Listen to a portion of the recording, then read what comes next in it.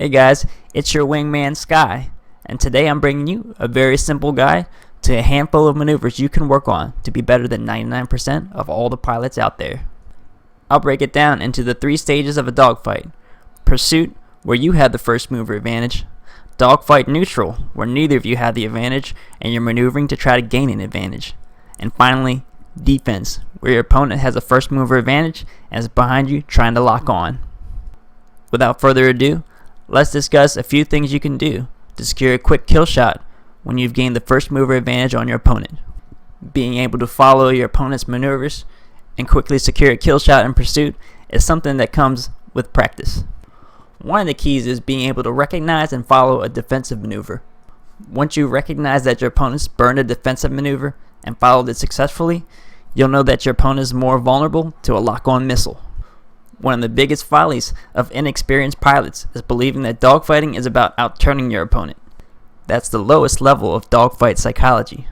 Even in a real-life dogfight, where the simple act of turning is a skill based on a multitude of factors, dogfights are seldom won or lost by outturning your opponent.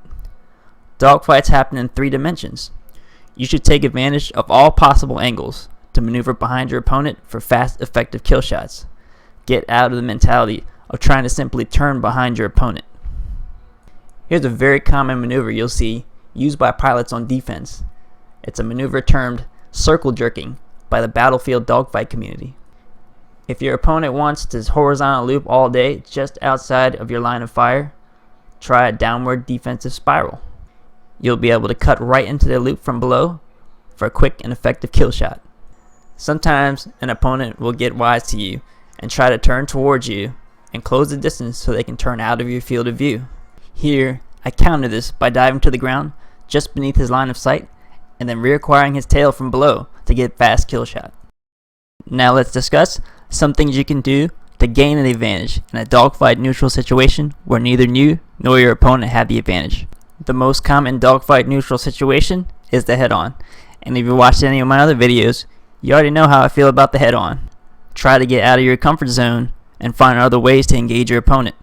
It's always best to try to maneuver behind your opponent. Even as the rebels with your shields, it's possible for the Imperials to land a missile hit and break your shields and leave you very vulnerable in 2v1 situations. One of the biggest weaknesses of most pilots is their inability to think vertically. You should always be trying to cut into your opponent's maneuver from above or below.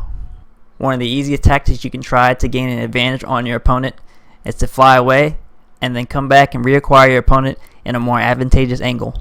This is a very high risk, high reward tactic as you're essentially exposing you back to your opponent. How most people go about this is to turn away horizontally, but the minimap gives this away, and at least for me, it's very easy to spot. Try this variation on this tactic, proposed to me by a sock full of sand on the Battlefront forums. He calls it the Feint, patent pending. Once you've turned out of your opponent's field of view, just pull straight up, fly for a little bit, then turn back down toward your opponent. You should be able to cut back into their loop at a very advantageous angle. You can also use your defensive maneuver when engaged in close quarters to create distance from your opponent. I like to use my defensive maneuver to dive quickly to the ground and then cut back into my opponent's loop from below. Watch how I use my defensive maneuver to essentially win this 2v1 dogfight. Each time I use it, I gain an advantage on one of these X-Wing pilots. Another maneuver that I use very often is the low yo-yo. Essentially, I predict the direction of my opponent's horizontal loop, dive down, and cut back into my opponent's loop from below at a very advantageous position. I hope these tips got you thinking a little more vertically. Now let's discuss the situation that we all dread, especially when flying as the Imperials, and that's playing defense. When your opponent gets the first mover advantage, is behind you and is trying to lock onto you. Your main objective when on defense is to close the distance, turn out of your opponent's field of view, and reverse the dogfight. A lot of times when an opponent gets the jump on you, you may not notice them on the minimap, but you'll notice the lock-on indicator. At this point, you should use your defensive maneuver to quickly turn around and gain a few seconds of soft lock and vulnerability. I like to pitch up a little bit before engaging the maneuver so that I'll dive toward the ground. Just be sure not to crash. If my opponent has the advantage on me in close quarters, or In a neutral dogfight, I feel my opponent starting to get the advantage. I'll just simply vertical loop toward them, and then when I've turned out of their field of view, I'll switch. The speed boost in combination with the vertical loop is especially effective in the TIE Fighter, as it's very hard to follow this maneuver from behind. Watch how I subtly switch toward the ground, and then cut into my opponent's loop from below for a kill shot. Well guys, thanks again for watching. I really appreciate it. Hopefully next time we meet, we'll be in there together, taking down the Empire or laying waste to the rebel scum.